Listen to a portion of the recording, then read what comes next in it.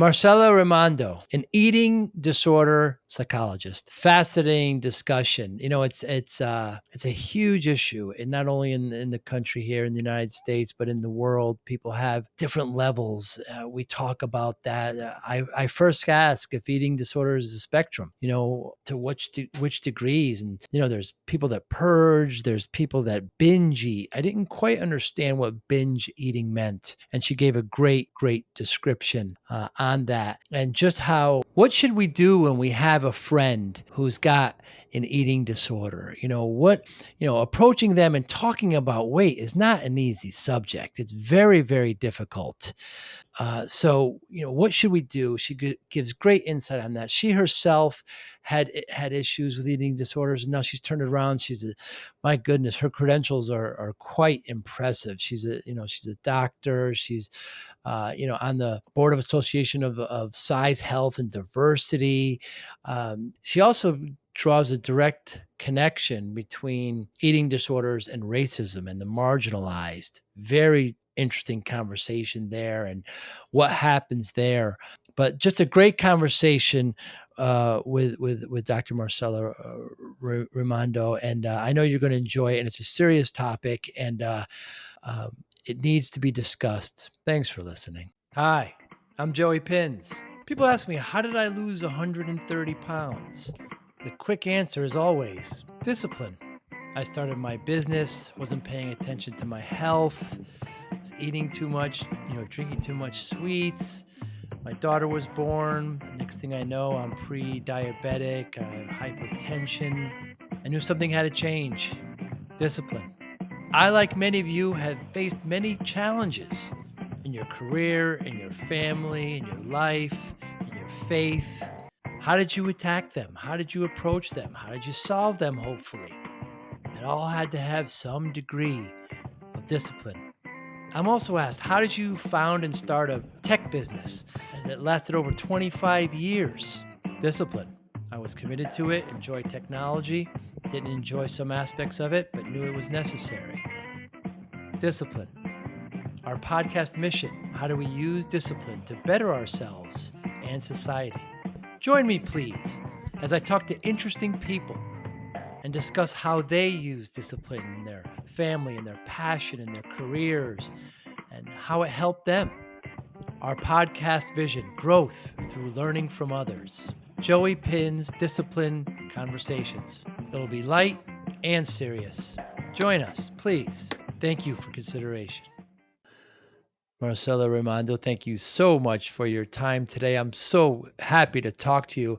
Are eating disorders a spectrum? I would say yes. You're hesitant. Yes. Yet, it's also, they are a spectrum in terms of behaviors. They are a spectrum in that I look at the medical components and what might pull someone all the way to, the end of a spectrum of severity. Their heart rate is low, their vitals are not great. They're doing blood work and they have abnormal results. They are engaging in behaviors, just daily or multiple times a day. I would look at that like that is really severe. Mm. Yet, I also work with folks who are dieting chronic for decades. They have this really tumultuous relationship with food. They have a tumultuous relationship with their bodies, and they're coming, and they're coming to me, and they're more than not happy. They're in a lot of distress. Mm. Now, I would say that's significant. That and I'm not going to say one pain is greater than the other, and one level of distress is greater than the other.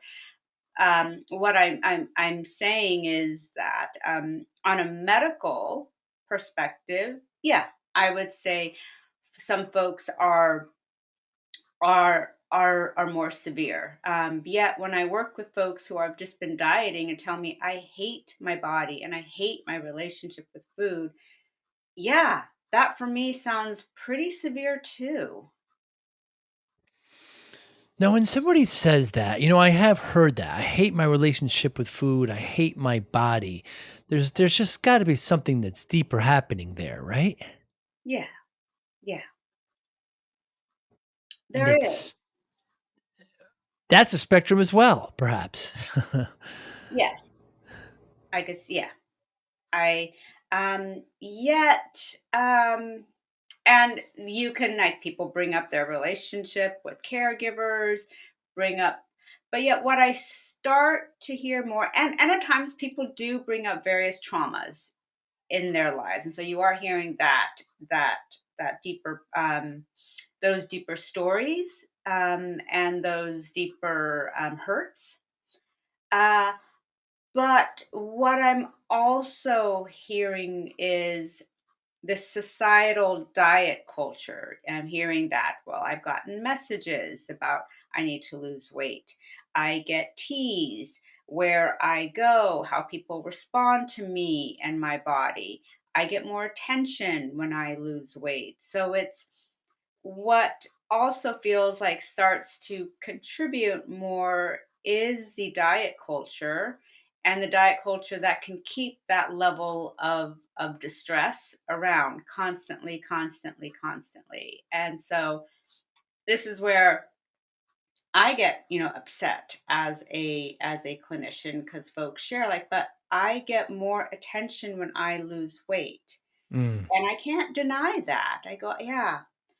And so we do then a lot of like values work. Like, okay, so what's important to you? And they're like, well, what's important to me is connecting to people who just love me for who I am. I'm like, mm, okay, that's what we gotta, even though I'm saying in a way of like, yeah, and I hear you about like having to withstand that kind of diet culture, having to know that when I lose weight, I get more attention. And I'm never ever going to say that that's okay, but I am noting that, and that's like one of my hard parts as a therapist, particularly as a therapist working with eating disorders, and just people dieting and diet culture, is that I can't deny their experience. I can say, oh, right. that's your imagination, people think you're gorgeous. I It's like, no, I hear you, like I get, and it's not just attention, it's like all kinds Mm. of privileges. And folks do even share, particularly folks who are marginalized, share that like there is harm that comes my way if I can't keep my body thin. And I also can't deny that experience. It's it's absolutely horrible. I mean, there are things that we can do that make us feel good that are not good for us. We have to come to that realization. Right. And you, Marcella, interesting how your mother's from Peru, and you talk about as a child that when you got to a certain weight, there was a little less. There was almost a withdrawal from her with her love and affection you felt as a child. Hmm. I felt concern. Yes, I felt concern from her as I began to go through puberty. Of your body's changing, your body's getting bigger, and it was, I think what was hard was, I didn't know as a 13, 14-year-old how to make sense of that. Like I Mm, didn't speak the language of nuance. I couldn't tell you like, yes, my mother was dealing with her own racism and depression. So she was actually trying to protect me by her concern. No, not when I'm 13.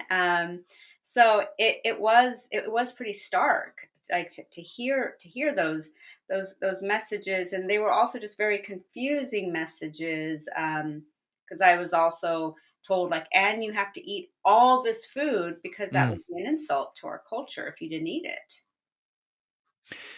Yeah, and I believe your father is Italian as Yeah, well. My father is as well, and, yeah, you did not have an empty plate, that's for sure, yeah. because that would be when I go to Italy, my relatives argue over who gets to feed me and my guests, so can you imagine if I don't finish the plate, they feel that's insulted, "Well, you didn't like it." and it's just that sometimes just the portions are just so large. Yeah. Did you ever reconcile with your mother those feelings and what happened there? To an extent. We've had conversations. To an extent, um, there was a lot of unspoken acknowledgement, as well as spoken acknowledgement as well, and that took years. That was not a simple or a one. That was not a one-time conversation. Yeah, that took decades. Fortunately, we see occasionally in that generation that things were so tough. There was world wars going on, and Mhm. feelings were the last things involved. It was how are we going to eat, and how are we going to heat, and how we, and sometimes sharing things like that can be difficult for them. You make the direct link, which is perhaps your main kind of thesis to racism and marginalized people and eating disorders. Mhm. Please speak upon that. Um, I think, uh, well, I'll start off saying I think in many ways in this field of eating disorders, we're getting it all wrong. I think there is way too much focus on weight as this really uh, pretty shallow component of an eating disorder, and so what I have felt clinically in the field is that people are not unhappy with their weight. They're trying to control. There's trauma. We just need to refeed people. They eat, they restore the weight, they're happy. Hmm. And that's a very linear approach. Uh, what what and sadly, not a lot of people really benefit from that kind of approach anyway. Like the Mm. prognosis of recovery is pretty low. And so it also then perpetuates this stereotype or this thinking that, well, people don't really recover from an eating disorder anyway. And then what I have dealt with in healthcare are political conversations of like, well, since people don't recover, we're really not going to put money into it. Also, Hmm. like, it's kind of money down the drain. So you can, so where do I even begin with that? And I'm laughing not because it's funny, but because I'm Right. very angry. I'm very Yes. angry. Yes. Gallows Um, humor. Yes.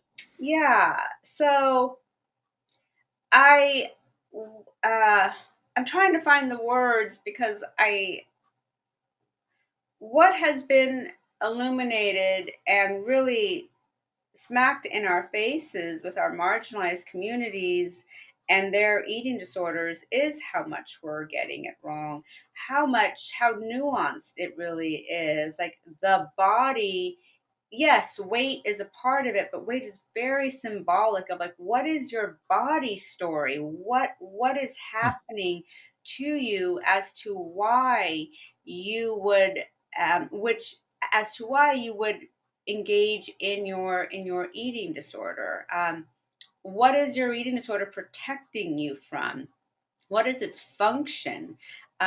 This isn't about people who are control freaks, but about people who are dealing with a lot in their lives and trying to manage just one aspect. I mean, when I work with folks with eating disorders, I feel like actually we need to work on boundaries. We need to work on having you take care of yourself and not start to get too involved with other circumstances and other people. So I often do a lot of boundary setting. Hmm. Not trying to tell people you need to loosen up. It's like no, it's the other way around. With marginalized folks and eating disorders, there's just a lot of holding space and a lot of nuance exploration.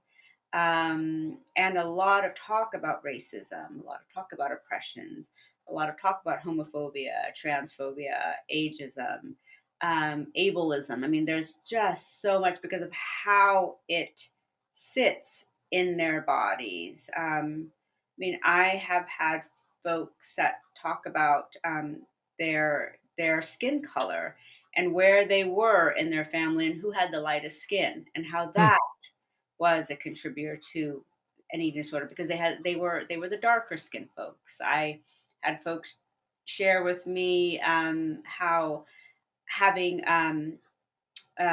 slim cheeks was really valued, and they grew up having rounder cheeks, and that was the start of their eating disorder. Wow. So it's also hearing these these these kind of these bodily features that we wouldn't think to put on a eating disorder questionnaire, like, oh, tell me about your skin color, tell me about your cheeks, tell me about your eyes, your nose, your the size of your butt, your hair, the texture of your hair. How does your body align with your gender identity? Does it? Like those questions we don't see on screening. It's more like, are you happy with your weight and shape? I'm like, that says that doesn't say a whole lot. And then Mm. when we have that, then we just continue to focus treatment on weight and shape. And weight and shape are things to talk about, absolutely. Yet, I think we need to talk about weight and shape in a more symbolic thing. Like, what does it represent? What is more? Like, there's so much more behind your weight and shape. I want to hear the complete story. Or as the story unravels to us more and more and more. Like, a lot of this work is a lot of uncovering. Like, folks can share some things, and then a month later, like, and now this has come up. Hmm. Has it been your experience that minorities with weight issues, how do you say it? I'm not quite sure, but, are treated less than white with weight issues? Have you seen that? Yes. Wow. What comes up is like for minorities or marginalized folks, uh, if they're in a larger body and they're engaging in eating disorder behaviors, and I don't mean just binge eating, they're engaging in all kinds of eating disorder behaviors. Their eating disorder isn't taken as seriously. Um, Interesting. like in healthcare, in my setting, like I will get patients sent over and they'll say, like, in the chart it'll say binge eating. I was like, okay, and then I do an assessment of behaviors. I'm like, whoa, wait, you're doing way more than binge eating. And I tell them, like, I'm giving you a diagnosis of bulimia, and they're like, wait, no one has ever said that to me. And I've had so many folks say, like, but I thought only skinny white girls get this. I'm like, no, no, you have an eating disorder. And there's a lot of like mind blowing of like, and I asked them, like, well, you tell me you purge daily.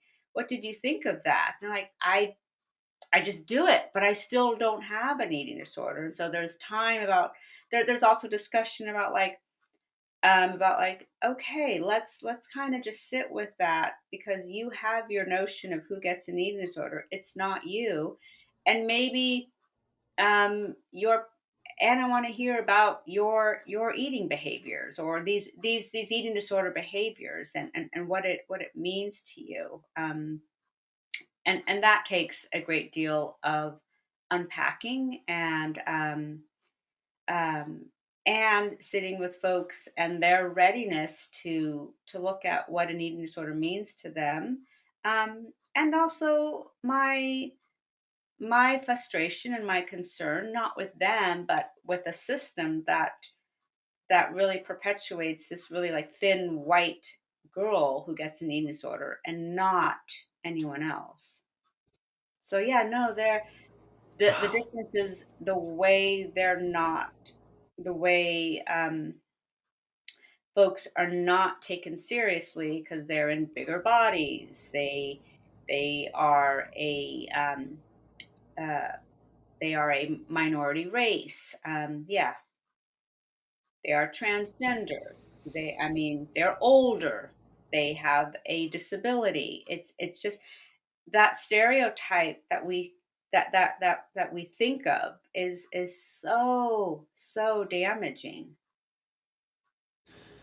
And can you define binge eating, Marcella? Yes, binge eating is eating what one considers to be, a large amount of food. So, like, in a very short period of time, and feeling like one can't stop, and eating past the point of fullness, it may even be past the point of discomfort, and having just tremendous shame and doing this in isolation. In isolation by themselves. Pretty yeah. Wow. I mean, I've certainly been guilty in the past of having way too much pizza or made too many chips or anything. Do I feel shame afterwards? Well, I think, oh boy, I really shouldn't have done that. But yeah, that I could see how if they're alone and they feel shame.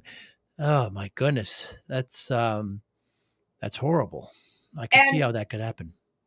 the thing is, like, emotional eating, and as you said, like, sometimes I eat too much pizza, or I have Right. a bad day, Yeah. and I ate, I ate ice cream, I ate pizza, and we feel uncomfortable, and we feel guilty, and we're like, "Oh, that was," we have that kinda like, "Oh, that was a lot of food," kinda thing, and because of diet culture, I mean, we also go for the comfort foods too. Like, I don't know folks who've had a bad day and eat carrots. I Mm. have folks who have a bad day and they're like, I need something that's going to soothe me emotionally.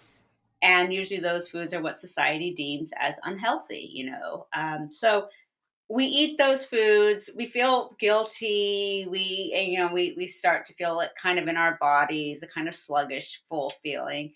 Um, Oh, and, so we're familiar with that. So it's like taking that, like, times 10 of someone who does this regularly, and it's not like, "Oh, I shouldn't have done that." It is really like this self-loathing, Wow. shame that that comes with it. And folks who share with me that do binge eating are having more than just a bad day. There are ways that they have, like, unresolved trauma, like tremendous unresolved trauma, Wow. that impacts their day-to-day living, from their relationships to their work, um, um, to just and it also could come out somatically too, in terms of headaches, in terms of aches and pains. And so often what they're sharing is like, my life is rough, Mm. like really hard, and I'm carrying all this I'm carrying all this trauma, and I'm not having this meaningful life. In fact, I'm having the opposite. I'm having a very hard life. So binge eating is my escape. It's where I numb. It's where I check out. It's where I have comfort for a brief period of time before the shame kicks in. And so the folks that I have worked with, I mean, they all come in saying, "I want to binge less," and or "I don't want to binge anymore." And I said, "Okay, we can certainly look at what we can do." However, I tell them, your binge eating is not going to improve until we really start to look at your life circumstances. Like, we need to see, like, how do you feel about doing some intensive trauma work, or how are we going to resolve this trauma that you're holding, or maybe if we feel like we can't resolve it, or it's not going to be resolved, how do we then like hold that, and hold that acceptance, or doing what we can right now. Because I certainly don't want to say, like, your binge eating's not going to improve until your life improves. So, like, people, like, that might take a decade. And so it means like your binge eating is not going to improve until we acknowledge your life and kind of bring it into therapy as well. And we can do things hand in hand, and that will Hmm. have that will start to improve. Yeah, I like your point earlier. You never hear somebody said, "Wow, I just ate too much spinach." It's usually something that's not that good for you. Can are is binge eating and eating disorders another addiction like alcohol, drugs, gambling? Uh, there's a lot of argument or controversy, like are eating disorders and addiction. And I would say like there are similarities. There are definite similarities. Where it starts to get tricky is when, well, like the outcomes. Like a lot of folks work to not have those addictions, like alcohol, drugs, gambling, in their lives. Mm. With an eating disorder, it's like, well, we have to bring in, of course, you have to eat. And so it's more of like we're not looking to have a life without it. We're looking to revolutionize, like, because you obviously need to eat. And eating is a part of living. Eating is a part of connection, togetherness. People get closer because of food. Um, and with folks with eating disorders, like food is actually they drive a wedge in their relationship. So it's I feel in many ways it's different because like we are going to have to like reverse that. Um, so I feel it is different.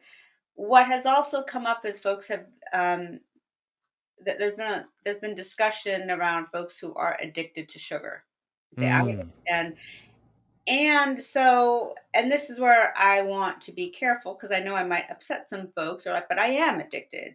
I actually have this. And so I want to point out, like, there are folks that have a response to sugar.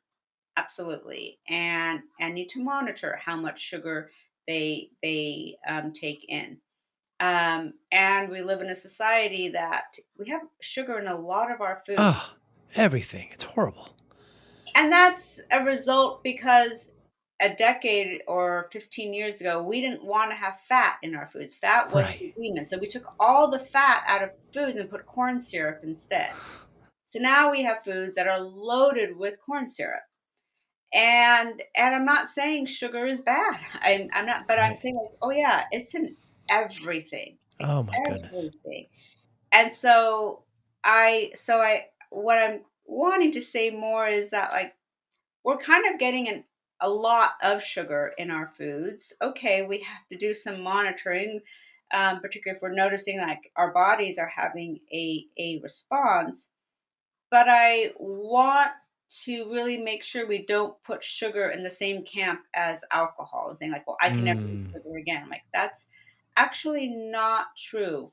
There are many folks that you actually can come back to a relationship with sugar. Sugar doesn't hit you the same way as alcohol.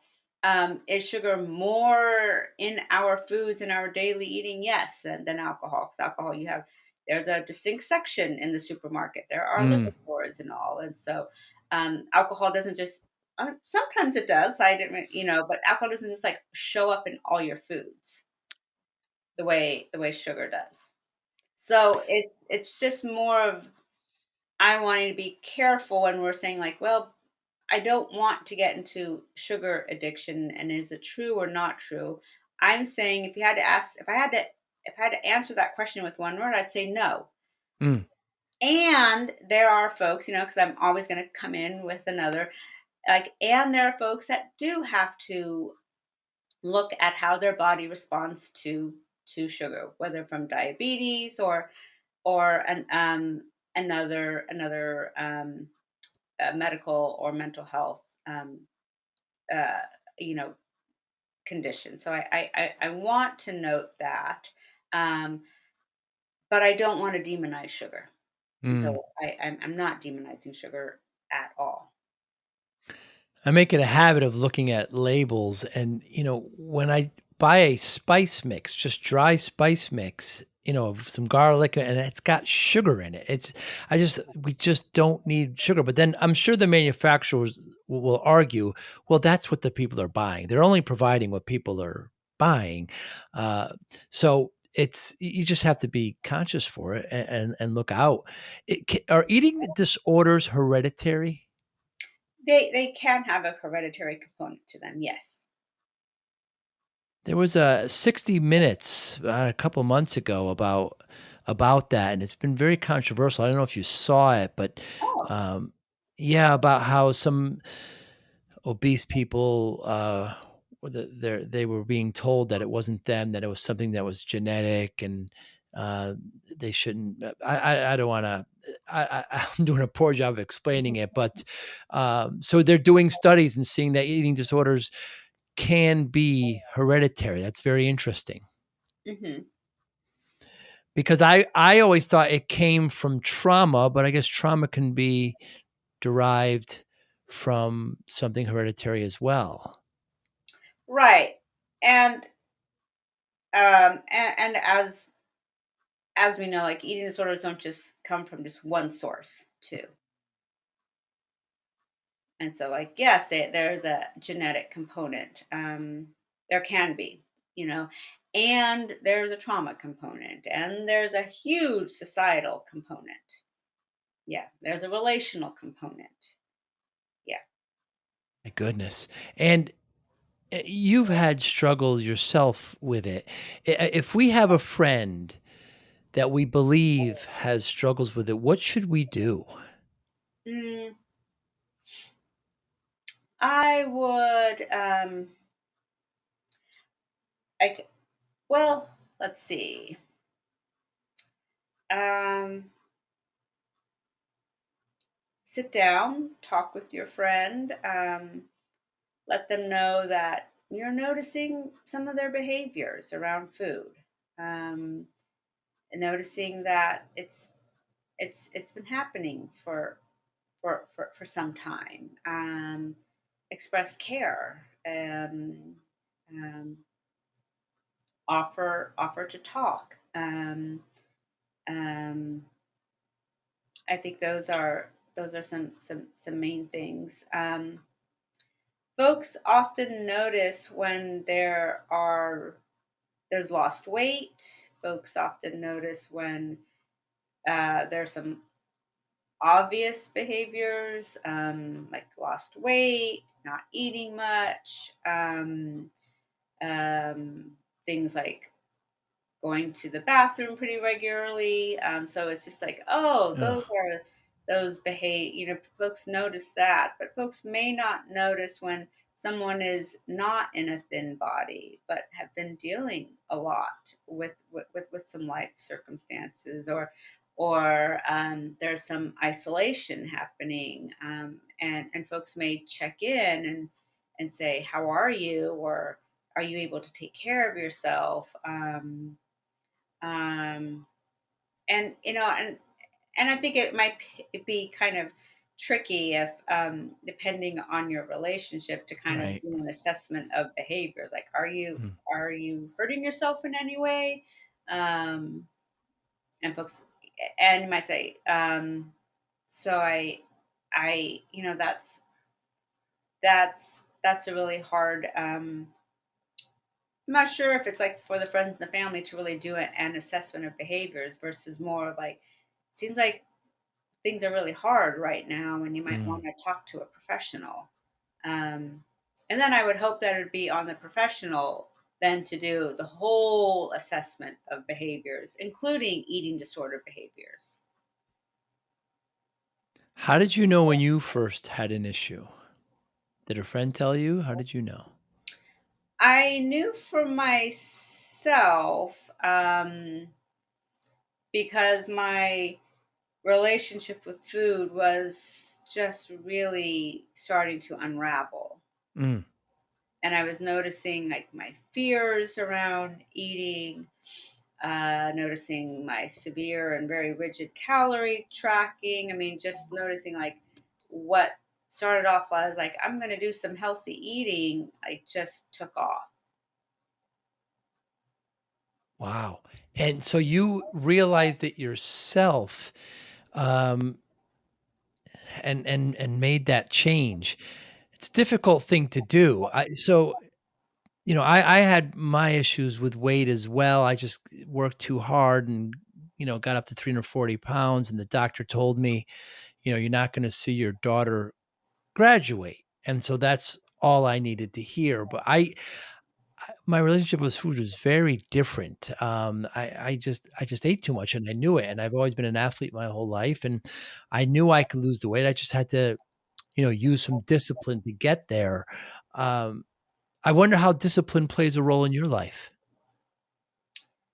Uh, well, with discipline, I sometimes it can feel kind of punitive. Mm, Like, um, I hear like people have to do what they need to for health. I I hope that when people choose health, they're choosing like, I want a quality of life that's meaningful for me, where I could be engaged, where I can have food liberations, where I could be connected to my body.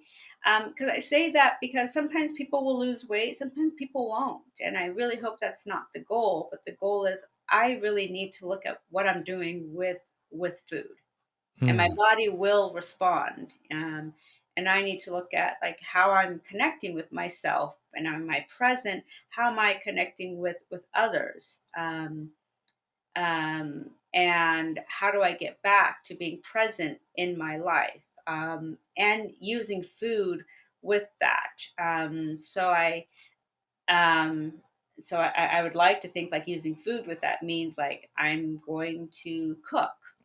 I'm going to eat with others. I'm going to go to local community events. Like, I'm hoping that is what we focus on. I really feel there's way too much focus on weight loss, and I'm like, well, weight loss is an outcome because it may or may not happen for folks, and I really hope that's not the goal, but the goal is that relationship, and to have a body that like, well, I want my numbers to be good. I want my cholesterol, I want my heart rate, I want mm. my vitals, I want my lipids, I want my Blood diabetes, pressure. my blood sugars, like those. Yes, those.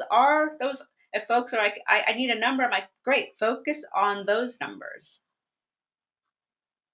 And if somebody is struggling with this, Marcella, and they're quietly kind of doing this, and you know, uh, to the extent, I don't know if they're purging or whatever it may be, but they're just kind of maintaining themselves, and they are struggling. What should they do? I would I would talk to a professional. I would try, and there are more online help available due to the pandemic. So there is more availability of, Mm, because I don't know, folks sometimes use the word like, well, I can live with a little eating disorder. And I was like, no, you can't. hmm, I mean, you could. At the end of the day, this is your decision. However, your your mortality, is, you are at a greater risk of dying with by having just a little bit of an eating disorder, and also asking like, and again, your decision, like, is this the quality of life you want to have by having a little eating disorder, like it, because that means like you're just thinking about food a lot and not in a good way. mm. So it's asking like, what is the quality of life you want to have? And there is help, and there's a lot of online help as well, so that you can, not engage in any type of eating disorder behavior, and you can have a relationship with food that is liberating for you. And so I would I want the goal to be food and body liberation for everybody. And and yeah, we live in a society that makes it hard. Mm. And so the discipline, so to speak, can be like, what are you going to do on a daily basis to sustain you? What are you going to do on a daily basis to examine your relationship with food and bring in a lot of compassion with that? What are you going to do when at times we slip, so to speak? Are you going to be like must get on it, or going to be like, I'm a human being, that was hard. I didn't feel good. Can I look at that situation and see what came up for me with that slip? Like sometimes I'm just a human being. Is it really a Mm. slip? Or was like, wow, I was really emotional that day. And so I engaged in an eating behavior, and to say, and sometimes, to say like, okay, how what do I need to look at for myself? And not to say like, wow, that was really bad, that was really bad. It's just more like, well, I needed to cope, and sometimes we do cope with food. And I'm like, and if I'm coping with food and that is my coping, then I would say like, okay, yeah, what can what can we do to not just have food as your coping? Because certainly we have an obesity problem in the country, correct? Where people are overweight and we want to do something, but your point is you shouldn't actually focus on the weight. You should focus on being healthy. Being healthy means that you're not obese and these levels are monitored. It's a terrible kind of cycle, isn't it? Well, I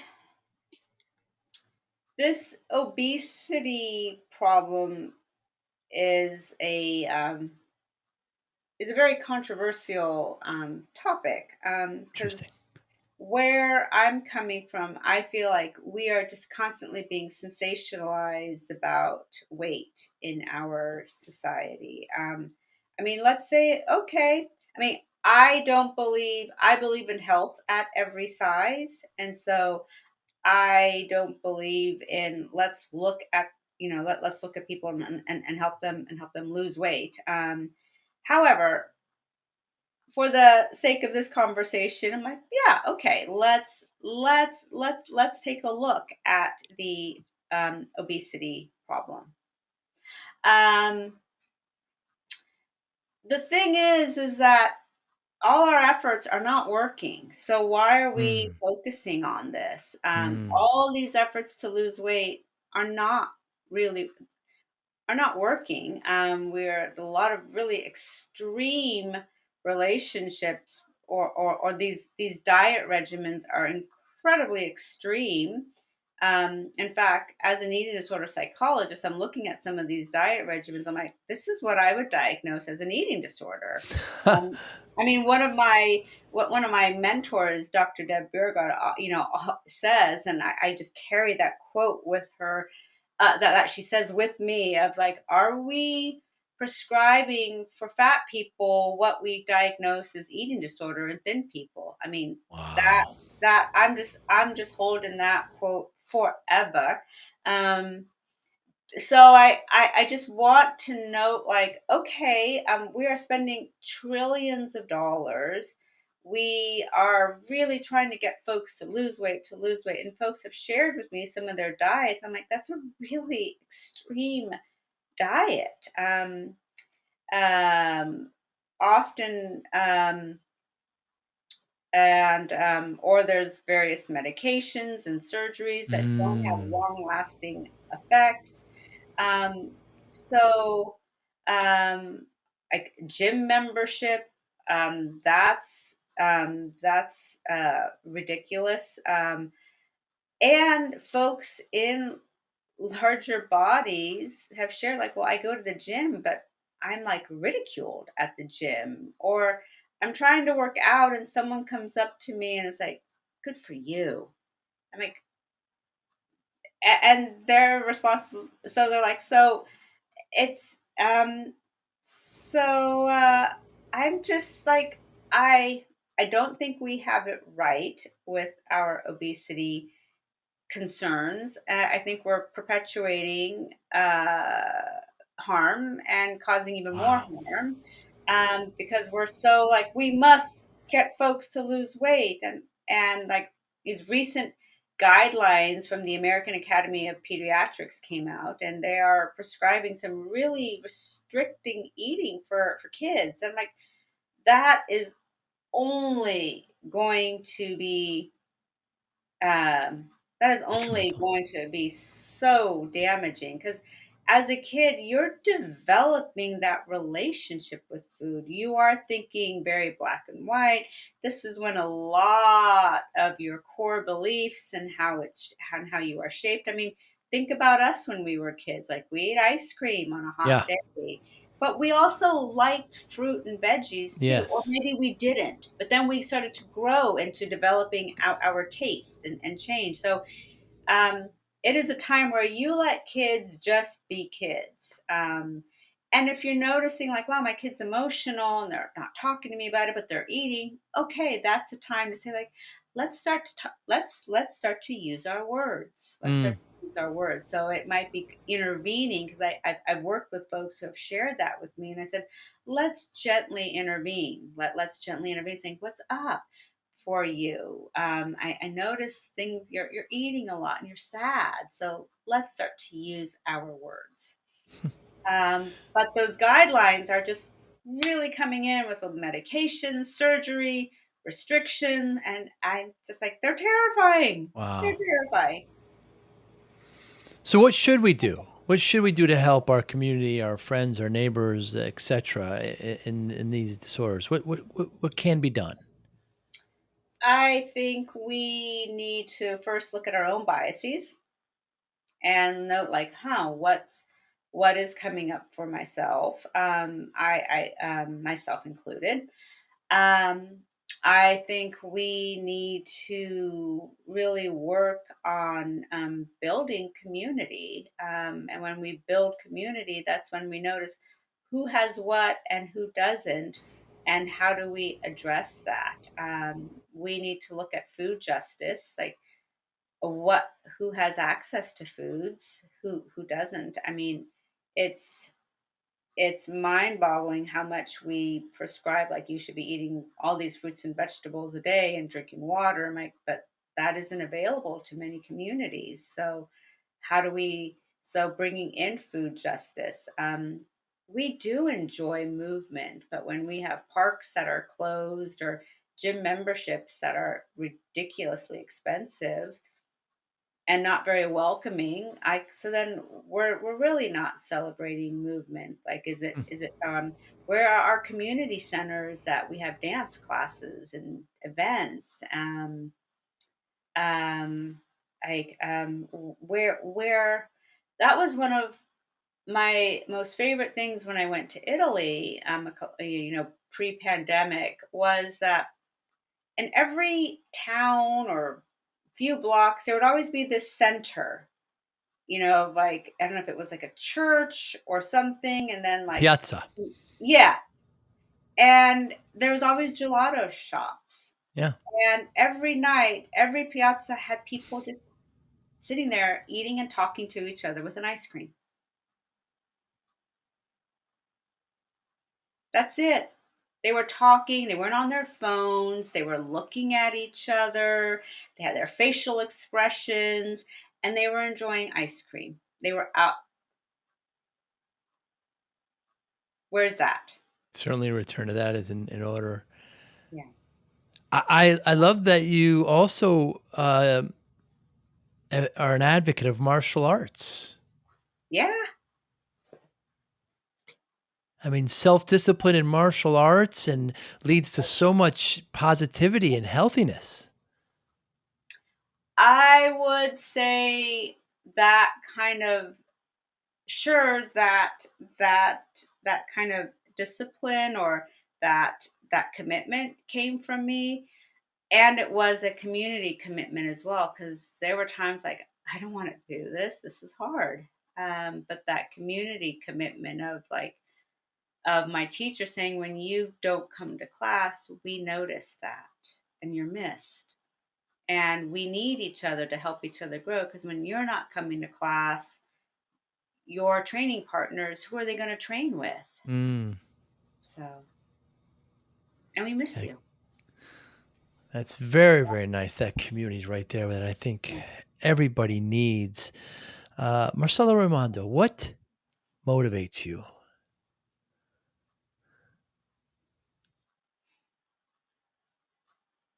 uh Motivates me to, It's purposely ambiguous. oh, I love that. I Holding a vision motivates me. Hmm. um my values motivate me. um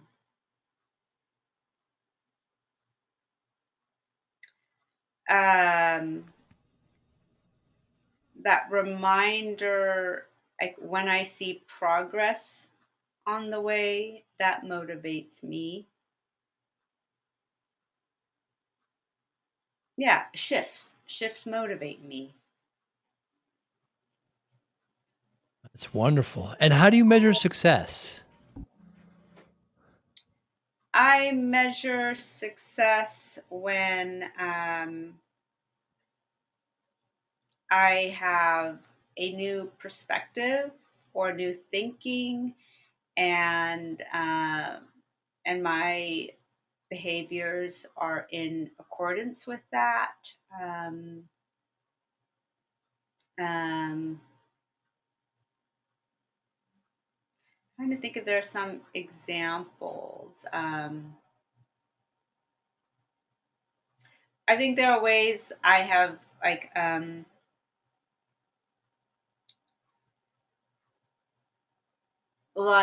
okay, this is a story. Um, and it has to do with me stepping into myself and me being and me believing in myself. Like in one of my jobs, I was working really hard, but I never really stepped into my not my job but myself in my job. So my presentations about my projects didn't really show that I had confidence in them.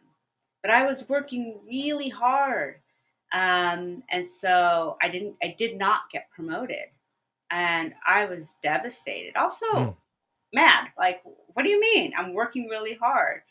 And I sat with my director about it, and he was so loving, but yeah, he was like, "No, I'm not going to promote you." He's like, "I don't understand." He even said, like, "You do this work and it's good, but you're not even behind it." He was like, I can't promote you with that." And I was crushed because I didn't know what to do. I was like, "So you want me to be confident?" I'm like, "Okay." There's no playbook on that. And he was like, "Well, I want you to every single day write things, write a journal of what you have accomplished every single day." And I think because that promotion, that was also, I think what motivated me was that degree of pain. It wasn't so much the promotion as it was the pain Hmm. of um, of of of that. And so I did that. And which and then I there was something, there was a shift where I began to ask for feedback in a way that from work that I wasn't doing before, paying more attention to how I was coming across and my communications. I think I started to get more into my martial arts of how I was holding my body. Um, and then came time for another review at work. and my director wasn't able to make the meeting, and so my boss went to speak on my behalf to this. It was a leadership meeting at work. And so my boss went to speak on my behalf, and then she told me later, she goes, well, I really didn't have to say anything because the director wasn't there, but he wrote a letter about how he strongly recommended you for this promotion. And Hmm. after the letter was read, people were like, we're done. She just gets promoted. That's just that, like he said, Wow. he was like, that letter was just, nothing more needed to be said after that. Oh, that's wonderful. That's wonderful. I was very excited. Eating disorders. It's affected people in my family. It's affected people I know, and it's just you've made me rethink. Kind of obesity as really it shouldn't focus so much on the weather on the weight. Should focus more on getting healthier, and then from that comes the great thing. And unfortunately, there's these companies out there just, they're going to make money, and there's capitalism involved, and there's certain profitability to obesity that we know, and it's horrible. And Oh yeah. people are marginalized. And so we have to fight against that as well. But I just think reframing it as you've directed today just it helps me, and hopefully anyone listening, and the way that you have turned your issue around and now are helping others is absolutely remarkable. How can we get in touch with you?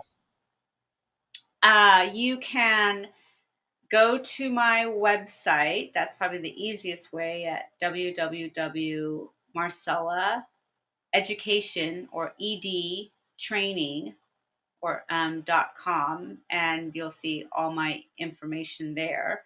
I am also on Facebook as Marcella Raimondo.